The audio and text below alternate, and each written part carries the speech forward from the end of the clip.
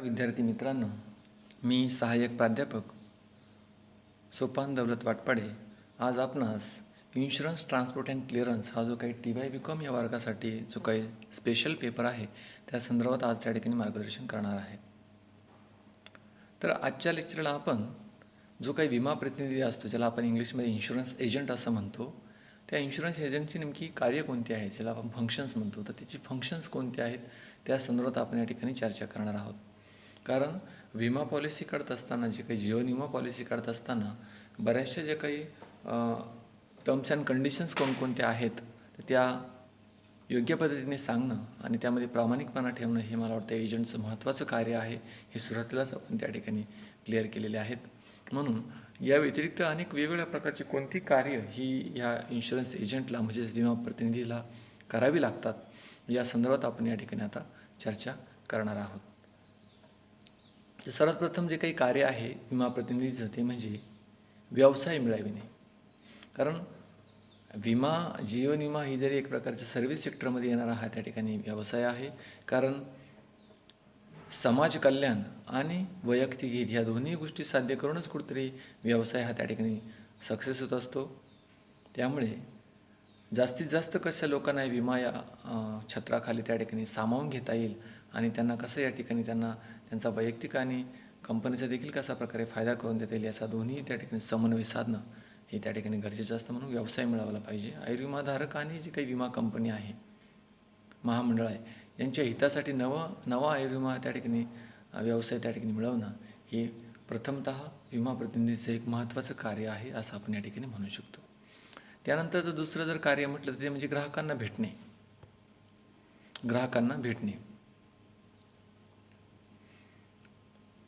तर ग्राहकांना भेटणे म्हणजे काय, की ग्राहकांना अनेक प्रकारच्या गोष्टी माहिती नसतात. नेमकं जीवन विमामध्ये कोणकोणत्या प्रकारच्या अटी आहे, शर्ती आहे, तो जीवन विमा काढल्यानंतर आपल्याला काय फायदा होणार आहेत किंवा कोणत्या प्रकारचा तोटा आपल्याला त्या ठिकाणी होऊ शकतो, या सर्व गोष्टींचं त्या ठिकाणी इत्थंभूत माहिती ही त्या विमा प्रतिनिधीने त्या विमेदाराला त्या ठिकाणी म्हणजे जो काही विमा काढणार आहे त्या व्यक्तीला सांगणं हे गरजेचं आहे.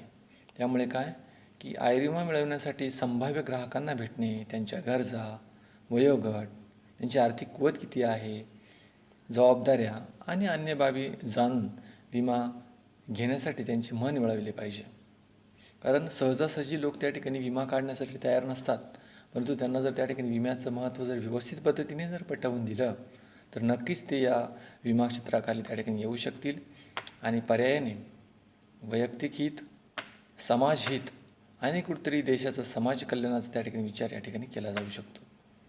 या कामात आवश्यकता असल्यास विभागीय अधिकाऱ्याची देखील मदत घेतली जाते. कारण विमा पॉलिसी जर ग्रुपली विमा पॉलिसी काढायची असेल, गट विमा पॉलिसी असेल, तर त्या ठिकाणी अनेक प्रकारची लोकं येतात आणि त्या अनेक प्रकारच्या लोकांना एक प्रोफेशनल पद्धतीने त्या ठिकाणी कुठेतरी त्या गोष्टीचं मार्गदर्शन करणं हे गरजेचं असतं. म्हणून त्या ठिकाणी विभागीय अधिकारी देखील त्या ठिकाणी येऊ शकतो आणि त्याचं महत्त्व संबंधित व्यक्तींना त्या ठिकाणी पटवून देऊ शकतो. हे झालं दुसरं कार्य.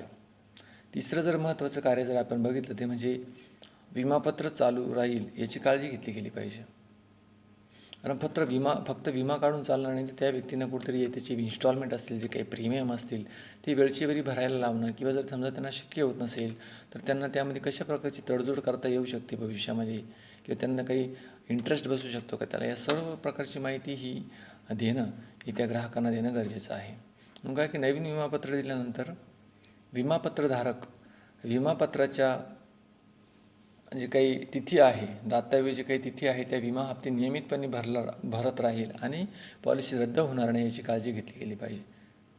कारण फक्त पॉलिसी काढून उपयोग नाही, तर ती पॉलिसी पुढे सस्टेन झाली पाहिजे, ती पुढे पॉलिसी टिकली पाहिजे. म्हणून त्यासाठी विमेदाराशी संपर्क ठेवून विमा हप्ता भरण्यासंबंधी आठवण त्या ठिकाणी करून द्यावी लागते. कारण बऱ्याच वेळेस कामाच्या व्यापामध्ये तो जो काही संबंधित व्यक्ती आहे तर त्याकडे दुर्लक्ष होऊ शकतं. त्यामुळे काय संबंधित एजंटने त्यांना त्या ठिकाणी रिमाइंडर देणं त्या गोष्टीविषयी हे खूपच गरजेचं आहे. म्हणून हे देखील एक महत्त्वाचं कार्य हे विमा प्रतिनिधीचं त्या ठिकाणी सांगितलं जातं. चौथं जर महत्त्वाचं कार्य आपण बघितलं ते म्हणजे नामांकन करणे. तर यामध्ये काय म्हणू शकतो, की विमापत्र देताना विमेदारास विचारून वारसाचे नाव लिहिले जाते. म्हणजे आपण बऱ्याच वेळेस बघितलं की बँकेचा फॉर्म असो किंवा तुमचं म्युच्युअल फंड असो किंवा कोणत्या प्रकारची FD असो, जेव्हा ज्यावेळेस टाईम स्पॅनचा विचार केला जातो किंवा एखादी कायदेशीर कागदपत्राचा त्या ठिकाणी विचार केला जातो, तर तेव्हा त्या ठिकाणी नॉमिनेशन हे करणं हे गरजेचं असतं. त्याला आपण वारसदार म्हणतो, कारण तो व्यक्ती हयात असताना काही प्रकारचा प्रॉब्लेम नाही, परंतु तो व्यक्ती जर समजा अचानकपणे जर त्या ठिकाणी त्यांना मृत्यू ओढावला, तर त्या ठिकाणी नंतरचं ते जे काही सर्व आहे तर ते कोण करेल किंवा त्याचा फायदा कोणाला मिळेल हे त्या ठिकाणी नमूद करणं हे खूपच गरजेचं आहे. म्हणून का कुठेतरी नॉमिनीची नोंद करणं, परंतु विमापत्रधारकाच्या कुटुंबात काही बदल झाले तर नामांकनात आवश्यक बदल केले जातील याची काळजी घेतली गेली पाहिजे. कारण ज्यावेळेस कुठेतरी विमा पॉलिसी काढलेली असते, जेव्हा तरी एकत्र कुटुंब असतील आणि नंतर जर विभक्त झाला असेल, तर त्यानंतर मात्र त्याचं नॉमिनी कोण किंवा त्याचे अधिकार त्या विमापत्राचे कोणाला द्यायचे या संदर्भात व्यवस्थित विचार करून संबंधित कुटुंबांशी त्या ठिकाणी चर्चा करून त्या ठिकाणी त्याची नोंद करणं हे गरजेचं आहे. त्यानंतर जर 5वा मुद्दा बघितला कार्यांमध्ये, तर म्हणजे विमा दावा पूर्तता, ज्याला आपण क्लेम कुठेतरी सेटल झाला पाहिजे. कारण विमापत्राची मुदत संपल्यानंतर विम्याची रक्कम देय होते आणि त्यावेळेस आवश्यक दस्तऐवजांची पूर्तता केली जाईल, या दृष्टीने विमा प्रतिनिधीने विमापत्रधारकास आवश्यक मदत करावी. कारण बऱ्याच वेळेस जी काही पॉलिसी मॅच्युअर्ड होते त्यावेळेस कोणत्या प्रकारची डॉक्युमेंट्स लागू शकतात किंवा ती पॉलिसीची रक्कम कशी मिळवायची या बऱ्याच गोष्टी त्यांना माहीत नसतात. हे महत्त्वाचं कार्य एजंटचं, की त्यांना जेव्हा सुरुवात तुम्ही करता तर शेवट देखील करणं त्या ठिकाणी गरजेचं असतं. कारण अनभिज्ञ लोक असतात, त्यांना त्या कायदेशीर गोष्टींची किंवा कायदेशीर कोणकोणत्या गोष्टींची पूर्तता करावी लागेल त्यावेळेस, तर ते त्यांना माहिती नसतं. म्हणून त्याचे व्यवस्थित पद्धतीने त्या ठिकाणी त्यांना माहिती देणं आणि त्या पूर्तता करून घेणं हे त्या ठिकाणी गरजेचं असतं.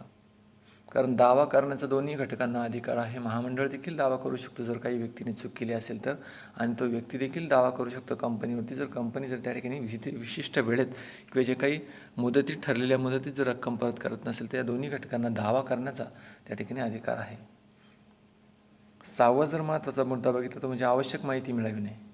कारण बरीचशी माहिती त्या ठिकाणी महामंडळाला द्यावी लागते किंवा त्या व्यक्तीला देखील घ्यावी लागते. आणि विमा प्रतिनिधी म्हणून कार्य करणाऱ्या व्यक्तीला विम्याच्या विविध तालिका आणि विम्यासाठीची जी काही कामकाजाची जी काही पद्धती आहे, तसेच भरावायचे वेगवेगळे अर्ज याची माहिती असावी लागते.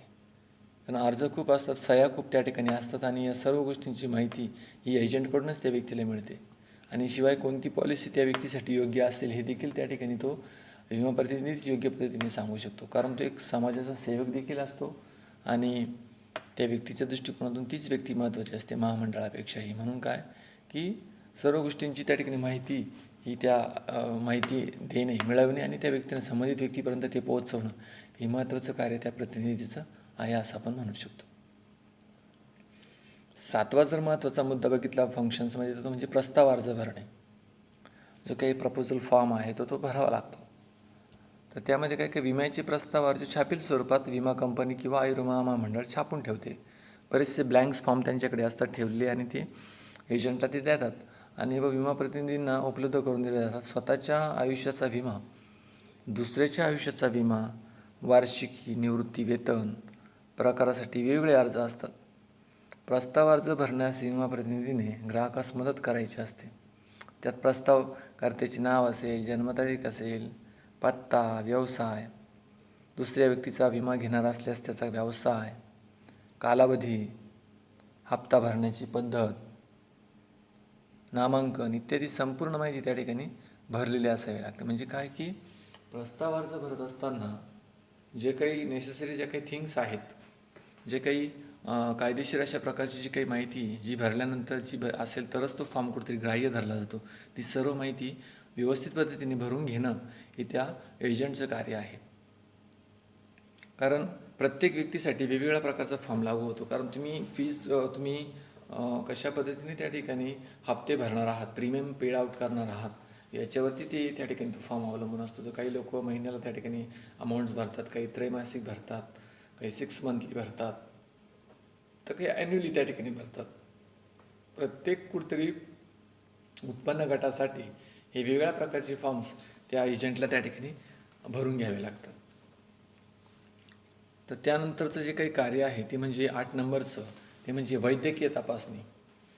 कुठतरी वैद्यकीय तपासणी होणं हे खूपच महत्त्वाचं आहे. कारण आपण बघितले मागच्या लेक्चरला कारण जर त्या व्यक्तीला अगोदरच जर काही आजार असेल तर विमा कंपनीचा लॉस होऊ शकतो. म्हणून काय का विमा काढत असताना तो व्यक्ती फिट आहे ना, त्याला कोणत्याही प्रकारचा आजार नाही आहे ना, किंवा त्याला काही झटके येतात का बाहेरची, ज्याला आपण म्हणतो फिट म्हणतो, असे जर अनावधानाने अशा जर गोष्टी नंतर निष्पन्न झाल्या तर त्या ठिकाणी खूप मोठा लॉस त्या विमा कंपनीचा होऊ शकतो. म्हणून काय की वैद्यकीय तपासणी होणं हे खूप गरजेचं आहे आणि हे करून घेण्याचं कार्य हे त्या एजंटचं आहे.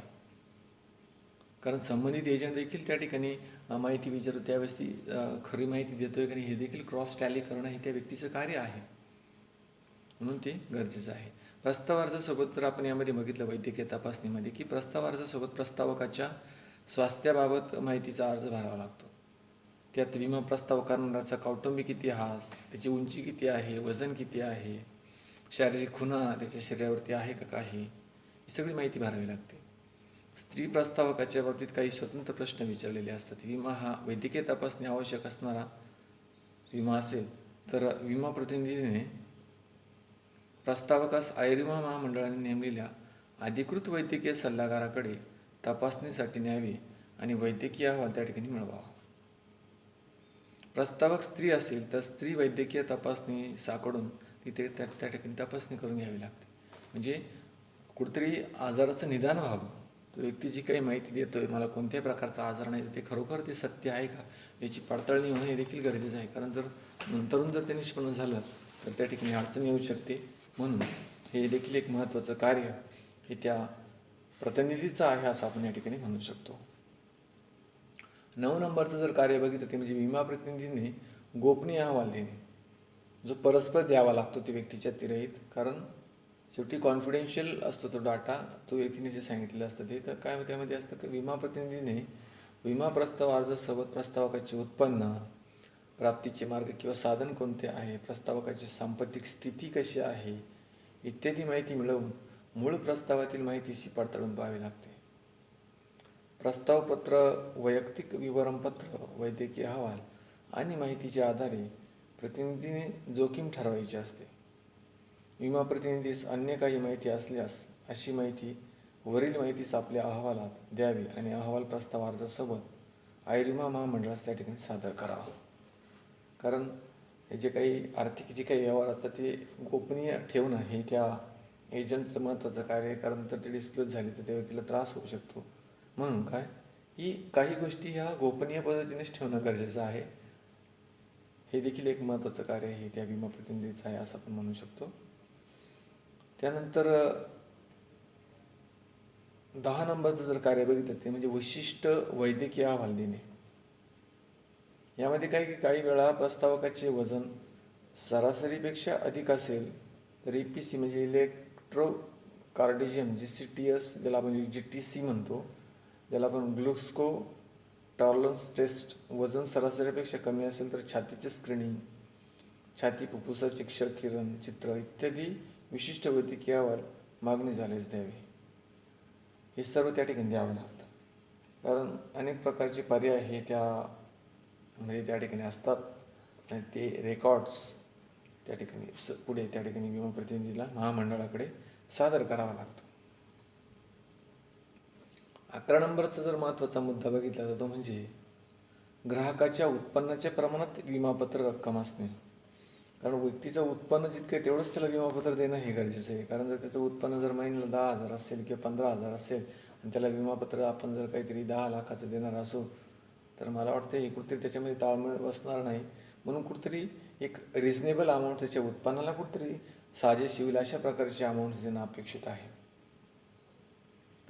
म्हणजे काय की विमापत्राची रक्कम ही ग्राहकाच्या उत्पन्नाच्या प्रमाणात असावी लागते. उत्पन्नाचे प्रमाण आणि ग्राहकाचे वय याच्याबाबत विमा कंपनीने दिलेल्या तालिकेच्या प्रमाणात विमापत्राची रक्कम राहील असे पाहावे. उदाहरणार्थ वयाच्या 30 वयापर्यंत वार्षिक उत्पन्नाच्या 20 पट, 31 ते 40 वर्ष वयापर्यंत उत्पन्नाच्या 15 पट, वय 41 ते 50 साठी वार्षिक उत्पन्नाच्या 12 पट असे आणि वय वर्ष 50 वर असल्यास वार्षिक उत्पन्नाच्या 10 पट ही विमा रकमेची मर्यादा त्या ठिकाणी पाळली गेली पाहिजे असा त्या ठिकाणी मुद्दा आहे. कारण त्या व्यक्तीचे कुठेतरी एज फॅक्टर हा प्रीमियमवरती इफेक्ट करतो. कारण वय जर कमी असेल तर विमा हप्ता तो व्यक्ती कितीही भरू शकतो. परंतु जर कुठेतरी वय जर जास्त असेल त्याच्या अनेक प्रकारच्या गरजा देखील महत्त्वाच्या आहे विचारात घेणं. आणि त्या प्रमाणात त्या ठिकाणी कुठेतरी हप्ताची त्या ठिकाणी अरेंजमेंट त्या ठिकाणी असायला पाहिजे.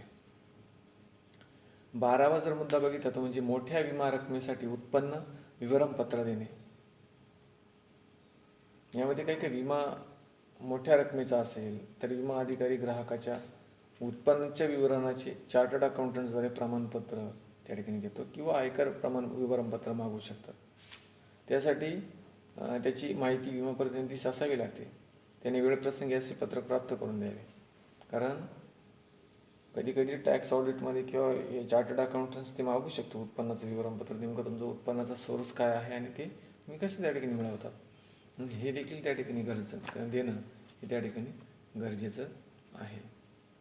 त्या विचार होणं त्या ठिकाणी गरजेचं आहे. त्यानंतर जर 13 नंबरचं एक महत्त्वाचं कार्य जर आपण बघितलं तर ते म्हणजे महत्त्वपूर्ण माहिती उघड करणे. जर संबंधित व्यक्ती काही जर लपवून ठेवत असेल त्या एजंटकडून किंवा महामंडळाकडून तर ते देखील त्या ठिकाणी विमा महामंडळाला त्या ठिकाणी सांगणं हे एजंटचं कार्य आहे. विमा देताना विमा प्रतिनिधीने अधिक काळजी घेतली पाहिजे. कारण प्रस्ताव करताना सर्व आवश्यक माहिती दिली नाही तर दावा खटाळला जाऊ शकतो. त्यामुळे विमा प्रतिनिधीने कोणत्याही माहितीकडे दुर्लक्ष न करता विमा देण्याबाबत निर्णय घेण्यास उपयुक्त अशी सर्व माहिती त्या ठिकाणी दिली गेली पाहिजे. कारण जर अशी माहिती जर नंतर निष्पन्न झाला की ती चुकीची होती तर त्या एजंटवरती त्या ठिकाणी कुठेतरी प्रश्न उडा होऊ शकतो. म्हणून देतानाच त्या ठिकाणी कुठेतरी इथिकल आणि प्रामाणिक अशा प्रकारची माहिती संबंधित व्यक्तीने देखील दिली पाहिजे आणि त्यांनी त्या ठिकाणी त्या एजंटने ती खात्रीशीर क्रॉस टॅली देखील करणं हे गरजेचं आहे. आणि शेवटचं जर आपण जर त्या ठिकाणी कार्य बघितलं तर ते म्हणजे प्रस्ताव सादर करणे व पावती देणे. यामध्ये काय की नाही, शेवटचं नाही म्हणता येणार, एक 14 नंबरचं कार्य आहे. हे म्हणजे काय प्रस्ताव सादर करणे व पावती देणे. यामध्ये काय विमा प्रतिनिधीने प्रस्ताव सादर करून पहिला हप्ता भरण्याची पावती घ्यावी व ती ग्राहकास स्वतः नेऊन द्यावी. कारण पहिली ही पावती खूप महत्त्वाची असते. कारण त्या पावतीपासूनच खरं लिगल एक कायदेशीर संबंध विमा महामंडळ आणि त्या व्यक्तीमध्ये निर्माण झालेले असतात. म्हणून ती पावती त्या ठिकाणी कुठे ग्राहकांना त्या ठिकाणी नेऊन द्यावी. शक्य झाल्यास विमापत्र प्राप्त करून ग्राहकास नेऊन देणे श्रेयस्कर ठरते. त्यामुळे विमाधारकाशी चांगले संबंध ठेवणे व त्यात वाढ करणे शक्य होते. म्हणजे कुठेतरी एक चांगल्या प्रकारचं रिलेशन्स बिल्डअप त्या ठिकाणी होऊ शकतं. म्हणून वेळोवेळी पहिली जी काही पावती असेल तर ती त्या ठिकाणी नेऊन देणं, स्वतः त्या ठिकाणी त्या एजंटनं नेऊन देणं हे गरजेचं आहे.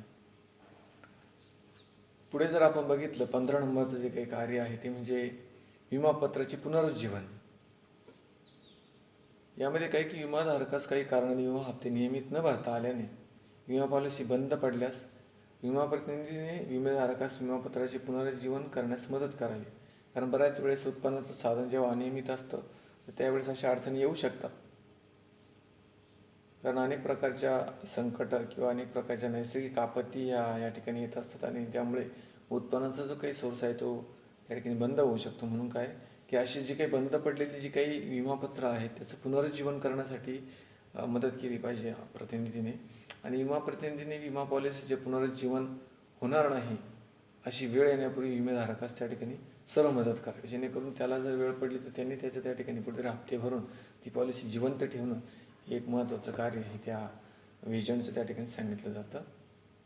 16 नंबरचं जर आपण कार्य बघितलं तर ते म्हणजे विमापत्राचे नामांकन अगर समनुपदेशन त्या ठिकाणी करणं हे गरजेचं असतं. यामध्ये काय की विमापत्रधारकास विमा प्रतिनिधीने विमापत्राचे नामांकन करणे अगर समनुपदेशन त्या ठिकाणी करणं या कामात मदत करावी. त्यासाठी नामांकन आणि समनुपदेशनाचा अर्थ परिणाम विमेदारास समजावून सांगितला गेला पाहिजे. कारण ते समजून सांगितलं तरच त्या व्यक्तीला त्याची माहिती त्या ठिकाणी कळू शकते. आणि शेवटचं जो काही महत्त्वाचं जे काही कार्य आहे ते म्हणजे 17 नंबरचं ते म्हणजे परिपक्वता दावे दाखल करणे. मॅच्युअर्ड क्लेम्स त्या ठिकाणी कुठेतरी शो करणं गरजेचं आहे. यामध्ये काय की विमापत्राची मुदत संपताच विमा परिपक्वता दावा दाखल करावा लागतो आणि विमा प्रतिनिधीने या कामात विमाधारकास आवश्यक मदत करावी. त्यासाठी आवश्यक कागदपत्रे गोळा करणे, दावा जो काही अर्ज आहे तो भरला गेला पाहिजे, दाखल केला गेला पाहिजे. या सर्व कामं त्या ठिकाणी या एजंटने मदत करणं हे गरजेचं आहे.